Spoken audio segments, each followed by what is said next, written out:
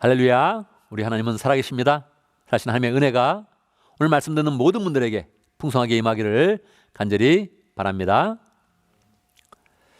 우리 인생은 행복하게 살 수 있습니다. 그렇지 않습니까? 우리 인생은 하나님이 행복하라고 만들어준 인생이요, 기쁨과 은혜와 사랑을 가지고 우리는 잘 살아갈 수 있습니다. 그런데 우리 인생을 돌아보면 그렇지 못합니다. 늘 우리의 이런 그 마음은 어두운 그늘이 있죠. 왜 어두운 그런 그늘이 생길까요? 우리의 이런 그 마음 가운데 서운함, 섭섭함, 배반감이 있기 때문입니다. 우리는 계속 살아가면서 이렇게 인간관계가 서운한 것도 느끼고 배반감도 느끼고 그러면서 인간관계가 자꾸 이렇게 깨어지는 것입니다. 처음 만났을 땐 괜찮았는데 조금 있다 보면, 시간이 지나다 보면 이 서운한 그런 그 마음이 생기는 거죠.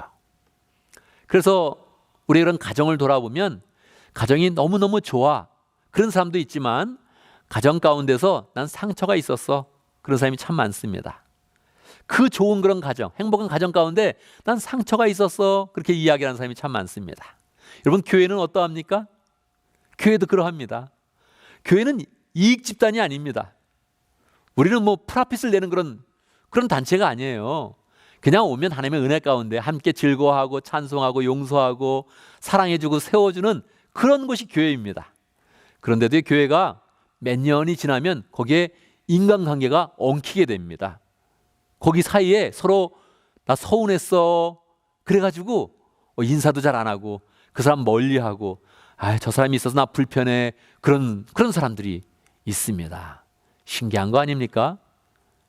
가정과 교회가 그러하니 우리 그런 모든 그런 사람들은 다 엉켜 있는 겁니다. 나라도 엉켜 있고 사회와 사회도 엉켜 있고, 늘 우리가 기쁘게 살 수 있는데, 사랑하며 살 수 있는데, 언제나 행복하며 살 수 있는데, 하나님이 우리를 그렇게 하라고 축복을 주셨는데 우리가 그거를 잘 못 해내는 겁니다. 이 서운함에서 우리가 이렇게 빠져나오기가 굉장히 어려운 것입니다. 이 마피아들은 누가 배반을 하면 어떻게 합니까? 반드시 복수합니다. 가서 한국 조폭들도 누가 배반한다 그러면 가서 막 응징하고 이제 그렇게 처단을 이렇게 하잖아요. 나라도 그렇죠. 힘 있는 나라들은 항상 누가 공격을 하면 바로 그냥 배로 갚아주면서 응징을 합니다. 미국도 9/11 때 공격을 받게 되니까 누가 그랬나 이걸 알아내가지고 결국 아프가니스탄을 폭격하면서 전쟁을 하지 않았습니까? 아프간산이 또 테러하는 그런, 미국이 퇴각하는 그런 과정에 또 테러를 일으키니까 바로 또 드론을 띄워가지고 우리는 끝까지 응징한다, 이거를 세계 속에 이렇게 막 보여주는 거죠. 국민의 가슴은 어떠하겠습니까? 시원할 수 있겠죠. 역시 미국은 아직 그렇게 응징할 수 있다, 이런 마음을 가질 수 있죠.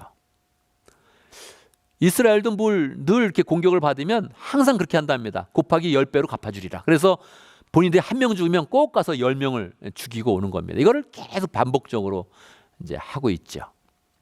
그런데 이것도 힘이 있는 사람, 권력이 있는 사람, 군사력이 있는 그런 나라, 이런 데만 응징을 하는 거지, 일반 사람들은 응징하는 게 쉽지 않습니다. 내가 이렇게 당했는데 바로 가서 응징을 하면 마음이 시원해질 수 있거든요. 근데 우리가 응징을 못 하는 겁니다. 그러니까 어떻게 됩니까? 일반 사람들은 다 응징을 하고 싶은데, 보복을 그냥 하고 싶은데 그걸 못 해가지고 또 서운함이 또 있는 겁니다. 여기 좌절감이 또 이렇게 있는 거죠. 심하면 화병이 나는 그런 사람, 이 적극적인 그런 사람이죠. 으아 하면서 그냥 막 화를 내는 거죠. 소극적인 사람은 우울증으로 가는 겁니다. 이거 억울하다는 거예요. 이게 서운하다는 거예요. 이게 서운함과 억울함이 이렇게 막 어서 세지면 화병되거나 우울증으로 이제 나오는 겁니다. 참 놀랍게 여러분, 나이가 들면 섭섭한 감정이 심해진대요. 이거 여러분 꼭 알아야 됩니다. 젊었을 때는 괜찮아 그런 게 많거든요. 괜찮아 우리끼리 뭘 그러거든요. 나이가 싹 들어가면 이 섭섭한 게 더 심해진다는 거예요. 분명히 제가 괜찮아 했거든요. 난 괜찮아 그렇게 얘기했는데 나이가 들면 저 사람이 나 신경 덜 쓰네 이러면서 섭섭해진다는 거예요. 참 이상하잖아요. 젊었을 때는 감정이 있으니까 카드도 잘 보내고 신경도 써주고 전화도 해주고 선물도 주고 막 이렇게 하거든요. 나이가 들으니까 잘 안 하는 거예요. 그러니까 그때 마음은 더 예민해진 거예요. 섭섭한 그런 그 느낌을 갖게 더 쉬워졌는데 상대편 더 안 하니까 이 섭섭함이 아주 심해지는 거죠. 그리고 우리는 나이가 들어가지고 다 섭섭해서 죽어요. 이게 굉장히 무서운 거죠. 나이가 들었는데 섭섭한 걸 많이 채운 다음에 인생을 마치게 되는 거예요. 이거 정말 보통 문제가 아닙니다. 우리는 이거 인생 가운데 이 섭섭함, 이 배반감, 이게 마음의 그 좌절감, 이거 너무너무 큰 그런 숙제죠. 어떻게 풀 수 있을까요? 오늘 말씀에서 예수님이 이 문제를 우리에게 풀어줍니다. 어떻게 해요? 예수님이 이 섭섭한 그런 그 마음이 많이 드셨습니다. 우리 예수님이 섭섭한 마음이 많이 들까요? 여러분, 우리보다 훨씬 예수님은 섭섭한 그런 그 마음이 많이 드십니다. 그러지 않겠어요? 내가 뭐라고 뭐 사람이 무시하면 그만이지. 근데 예수님은 안 그렇잖아요. 예수님인데 무시해. 이게 얼마나 분통 터지는 그런 일입니까? 내가 천지를 창조했는데 천지의 피조물들이 나를 인정하지 않아. 이거 얼마나 화가 납니까? 내가 부활했는데 안 믿어. 얼마나 화가 나겠어요. 이 힘이 있잖아요. 응징할 수 있는 힘이 있잖아요. 그러게 예수님이 굉장히 속이 부글부글 끓는 거예요. 그러니까 예수님은 늘 평안했다고 이렇게 얘기할 수 없죠. 왜냐하면 예수님이 받은 대접이 있으니까. 예수님이 하나님의 아들로서 사람들이 겪는 그런 고난보다 더 큰 고난을 받고 더 어려운 고초를 당하셨단 말이에요. 그러니까 예수님도 화병 나죠. 예수님도 이거 굉장히 마음 가운데 부글부글 끓죠. 그렇지만 예수님이 또 모든 사람을 향해서 이런 마음을 가졌는데 제자들을 향해서는 어떻겠습니까? 더 끓죠. 그렇지 않아요? 여러분, 남의 자식은 그렇게 이렇게 속이 끓게 하지 않습니다. 좀 문제가 있네. 그러고 끝나는 거예요. 우리 집 자식은 잘못하고 있을 때 막 속이 부글부글 이제 끓는 거죠. 모건들도 남의 목장은 괜찮아요. 저 사람 문제가 있는 것 같아. 끝이에요. 우리 모건이 그렇게 말을 안 들으면 그게 이렇게 막 속이 이제 썩이는 거 아닙니까? 예수님도 온 인류를 향해서 그런 마음을 가졌는데 이 제자들을 볼 때 예수님도 이제 더 심했던 거죠. 근데 오늘 말씀에서 예수님이 이걸 풀어내세요. 이 섭섭함, 배반감, 이 좌절감, 이 모든 것들을 예수님이 풀어내시면서 정리를 해서 예수님도 마음이 시원하고 또 대상자였던 그런 제자들도 완전히 축복으로 나갈 수 있는 길을 열어주십니다. 그래서 오늘 우리는 이 말씀을 통해서 우리의 그런 삶 가운데 서운함 어떻게 풀어야 될까? 배반감 어떻게 풀어야 될까? 또 그것을 풀어내면서 어떻게 우리가 더 풍성하게 부흥의 그런 삶을 살까? 우리가 함께 말씀을 통해서 살펴보도록 하겠습니다. 오늘 말씀은 예수님이 부활하신 날 제자들 만나는 그런 모습을 보여주고 있죠. 예수님이 부활하신 날 기분이 어떠하셨을까요? 어떠하셨을까요? 기뻤겠죠, 당연히. 죽음까지 내려가셨다가 그 모든 죽음의 권세를 깨고 일어나시니까, 부활하셨으니까 기뻤겠죠. 그런데 이게 그냥 기뻐하지만은 않았단 말이에요. 왜요? 사람들이 기쁨으로 예수님을 다 찬송하고 영광 돌리고 하나님 만세 이렇게 막 해야 되는데 그렇게는 안 했거든요. 또 예수님은 계속적으로 이 죄인을 구원하시는 그런 사역, 이 세상을 구원하시는 그런 사역으로 믿음으로 사람들을 이끌어가야 되는 그런 그 사명이 아직도 이렇게 있단 말이에요. 예수님의 그런 그 마음이 부활하셨어도 아직도 여러 가지 그런 마음의 숙제와 갈등과 이런 것이 계속 있죠. 근데 이때 예수님의 그런 그 마음의 그런 관심은 제자들에게 있는 거예요. 예수님이 이제 부활한 날 제자들에게 나타나셨습니다. 그 만남이 어떠했을까요? 만남이 어땠을까요? 성경은 그렇게 이야기합니다. 서로 기뻐하였다 그렇게 이야기하죠. 근데 기뻐했을까요? 여러분 생각해 보세요. 나를 배반했던 사람, 나를 뒤에서 욕했던 그런 사람 딱 만났을 때 기분이 어떨까요? 저는 우리 교인들이 저를 욕한다고 생각하지 않는데 가끔 또 그렇게 그런 거 듣더라고요. 목사님이 어때 하면서 욕을 했다고 누가 전해주기도 하고 막 그래. 정말 놀라죠. 설마 그러는데 이 사람이 욕할 수 있거든요. 그런 사람 만났을 때 어때요? 기분이 굉장히 어렵지 않아요? 예수님이 십자가를 지는 그런 동안의 제자들이 어떻게 했습니까? 완전히 모른 척했죠. 근데 도망갔죠. 나 살자고 이제 도망갔고 그 중에 베드로가 예수님을 살간 사람들 따라왔어요. 그냥 예수님 도망갈 수만은 없어서 예수님 따라왔는데 결국 뭐 했습니까? 3번 예수님을 부인했죠. 여러분 성경은 그냥 부인했다 그렇게 얘기하지 않아요. 이 부인이 안 되니까 어떻게 하냐면 사람이 안 믿으니까 결국 예수님을 저주하면서 부인했다 그렇게 얘기해요. 예수님을 저주해요. 뭐라고 저주했을까요? 저 사람은 십자가에 죽어야 됩니다. 그렇게 저주한 거예요. 그걸 예수님이 귀로 딱 들었어요, 직접. 그리고 베드로하고 눈도 한번 마주쳤어. 여러분 그때 기분이 어떨까요? 가장 사랑했던 그런 제자, 가장 마음을 쏟았는데 마지막에 자기가 살려고 저 사람 십자가에 죽어야 됩니다. 그래서 막 저주하면서 자기는 살려고 막 나가. 그래서 이렇게 인간의 그 밑바닥을 이제 막 보는 거 아니에요. 그러니까 이 마음이 얼마나 이제 어렵겠어요. 근데 거기까지도 용서할 수 있거든요. 일단 부활했으면 끝이다, 이제 십자가 끝이다, 뭐 이 용서할 수 있거든요. 부활했는데 아직도 안 믿어. 여자들이 가서 얘기하고 엠마오로 가던 그 제자들이 가서 얘기해주고 예수님 부활하셨다, 지금 무덤이 비었다. 베드로하고 요한이 가봤어요. 무덤이 비어 있는 거예요. 그러면 예수님 부활하셨구나 이렇게 알아야 되는데 안 믿어요, 아직도. 그리고 오늘 본문에 보면 어떻습니까? 문을 꼭꼭 걸어잠그고 있다는 거예요. 아직도 유대인들이 두려워서. 예수님이 제자들을 보면 기분이 어떨까요? 예수님이 하루 종일 기다린 거예요. 새벽부터 저녁까지 기다린 거예요. 어떻게 하나 이렇게 보자. 나타나 보자. 쟤들이 예수님 부활하셨다, 어디 계십니까 예수님, 이렇게 나오기를 기대해서 반가운 그런 만남을 가지려고 했는데 쟤들이 안 나오는 거예요. 끝까지 안 믿는 거예요. 예수님이 속이 정말 썩어 문드러지지 않겠어요? 이것들을 정말 가만 안 두겠어, 이런 마음이 드시겠죠. 그리고 딱 나타난 거예요. 그러니까 그 만남이 얼마나 어색한 그런 만남이 되겠습니까? 틀림없이 제자는 처음에 유령이다 그랬을 거예요. 그런 느낌이 들었을 거예요. 뭐냐 저분 죽었는데 뭐냐, 안 믿었으니까요. 어색한 만남이 된 거예요. 이 마가복음에 저기 나와 있거든요. 두 가지를 예수님이 책망해요. 만나자마자 그들의 믿음 없음과 그들의 마음의 완악함이라는 게 고집 쓰는 거거든요. 고집스럽게 안 믿는 거예요. 고집스럽게 좋은 일을 해야 되는데 고집스럽게 안 믿고 있는 거예요. 그러니까 예수님이 막 책망을 하거든요. 예수님이 정말 화가 나지 않았겠어요? 굉장히 어색한 그런 그 만남이죠. 근데 예수님이 그걸 확 분위기를 이제 바꾸십니다. 샬롬 그런 거예요. Peace to you 그런 거예요. 이걸 그냥 예수님이 딱 그냥 이렇게 편하게 평안하라 하면서 이렇게 예수님이 분위기를 이제 바꿔주시는 거죠. 그래도 이 제자들의 그 마음 가운데 어려움이 있겠죠. 내가 예수님을 배반했는데, 내가 예수님 죽을 때 모른 척 했는데, 예수님 저주했는데, 지금도 내가 믿음이 이렇게 약한데, 이런 거 있겠죠. 그게 예수님이, 이게 제자들은 스스로 못 하거든요. 예수님이 용서해 주시는 거예요. 용서해 주시는 거예요.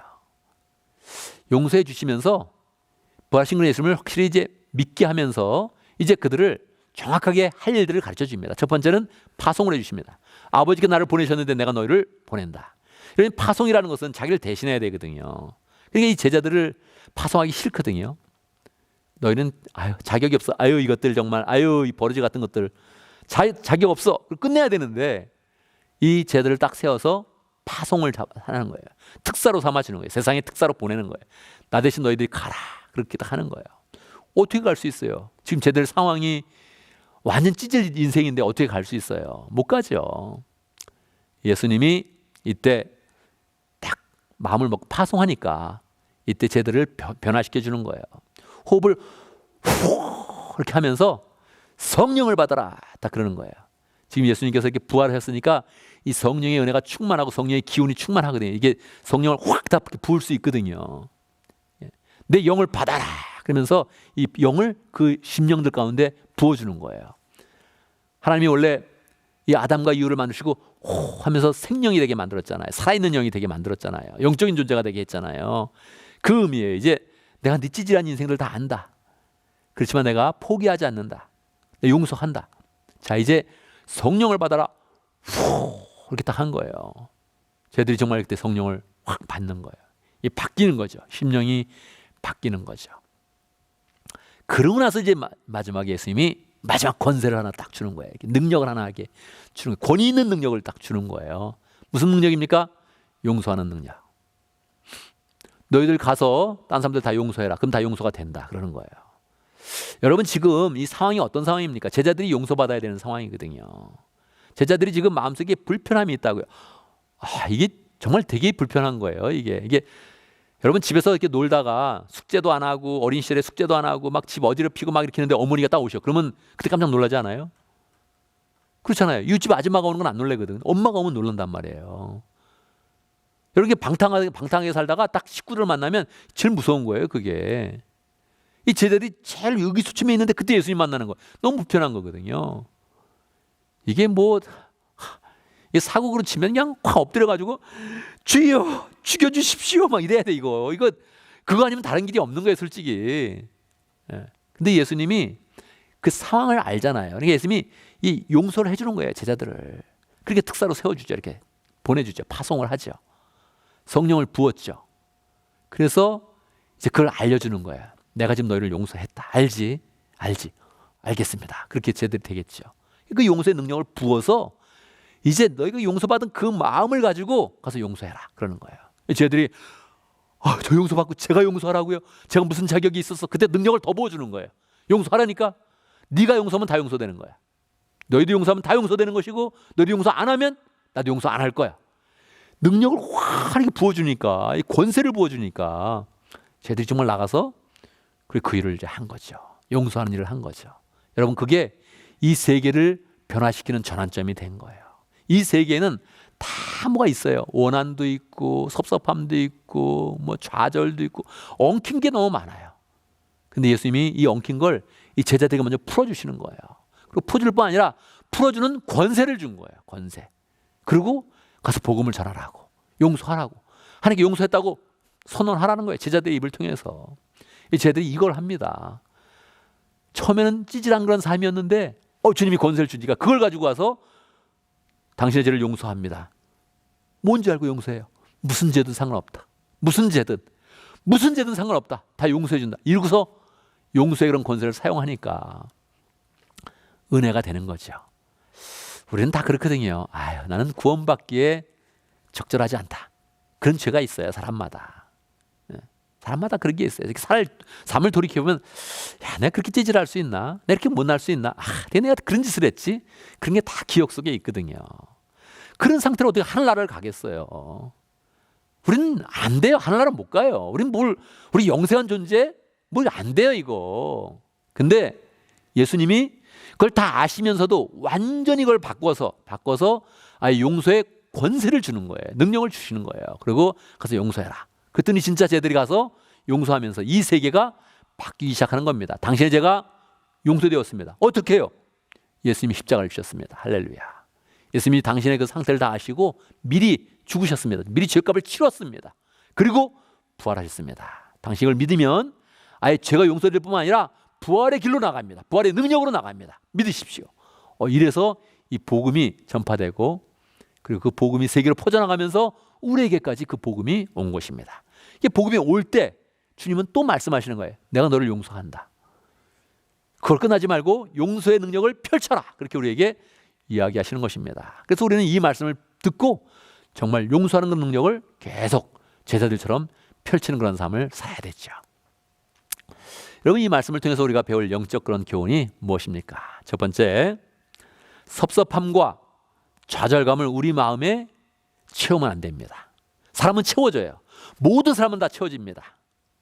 여러분 저한테 섭섭한 거 있어요? 있죠? 압니다. 그렇지만 그 섭섭함에 그냥 머물지 마세요. 저를 용서하시고 그냥 새롭게 용서의 권세를 펼치세요. 내가 잘못했다면 미안합니다. 몰라서 그랬겠죠. 저는 여러분의 섭섭한 게 있을까요? 있습니다. 저 나이가 들어가니까 이제 60도 바라봅니다. 이제 더 커질 겁니다. 여러분 그걸 아셔야 돼요. 제 섭섭함 더 커질 겁니다. 제가 섭섭하면 머물까요? 그러지 않을 겁니다. 저는 주님이 주신 그런 용서의 그런 권세를 펼칠 겁니다. 정말 버러지 같은 나를 용서하신 그 주님의 은혜 가운데서 용서한다고 펼칠 겁니다. 주님이 나를 용서하신 것을 알기 때문에 그 은혜 때문에 펼칠 겁니다. 우리 관계 속에서는 섭섭함을 해결할 수 없어요. 저 섭섭합니다. 여러분 저를 그렇게 막대하는 거 섭섭합니다. 그렇지만 그냥 용서가 되는 거예요. 왜? 정말 나를 구원하셨기 때문에. 그래서 우리는 이 섭섭함에 머물 수 없습니다. 배반감에 머물면 안 돼요. 정말 저 사람 안 변하는구나. 이 좌절감에 머물면 안 된다고요. 안 변할 것 같은 사람 다시 용서해서 사람을 바꿔야 됩니다. 이게 주님이 원하시는 거예요. 우리는 너무너무 섭섭함에 머물기가 쉬운 존재예요. 너무너무 그 배반감 때문에 그 좌절감 때문에 기껏 하는 말이 그 말이에요. 나 상처받았어. 정말 그지 같아요. 정말 어디 가나 그 소리가 들려요. 어디 가나. 나 상처받았다고. 나 우리 상처가 있었다고. 어쩌자는 거예요 도대체. 어쩌자는 거예요. 그 상처 가지고 어쩌자는 거예요. 그 상처를 국 끓여 먹어서 어쩌자는 거예요 도대체. 언제까지 그 상처만 얘기하겠어. 언제까지 그 상처에 죽어나겠어. 여러분, 우리 상처 머물면 안 되거든요. 상처만 가지고 계속 얘기하면 안 되거든요. 은혜를 얘기해야지. 내가 이미 용서받았는데, 다른 사람이 나를 아프게 한 게 문제가 아니라 내가 용서를 받았는데, 내가 더 심했는데 그걸 용서함 받았다. 이걸 주님께 고백하고 이겨나가야죠. 주님이 나를 용서하셨습니다. 주님이 우리를 용서하셨습니다. 할렐루야. 두 번째는 우리가는 담대하게 용서의 권한을 사용해야 됩니다. 주님이 용서하라 그랬는데 이 권한을 사용하는 사람이 없어요. 여러분 해봤어요? 내가 당신의 죄를 용서합니다. 해봤어요? 되게 어려운 거거든요. 주님이 말씀하셨는데, 우리가 말씀대로 사는 게 가정교회인데, 우리가 말씀의 본질을 쫓아서 공동체 교회를 하는 건데, 말씀을 붙잡고 있는 그런 교회인데, 우리 교단이 말씀을 제일 사랑하는 교단인데 말씀에 이걸 지키지 못하는 거예요. 주님이 용서하라 그랬으면 용서해 줘야 됩니다. 먼저는 나를 괴롭힌 사람, 내가 용서하기 힘든 사람 용서해야죠. 심지어는 나와 상관이 없는 사람까지 용서를 해야 되죠.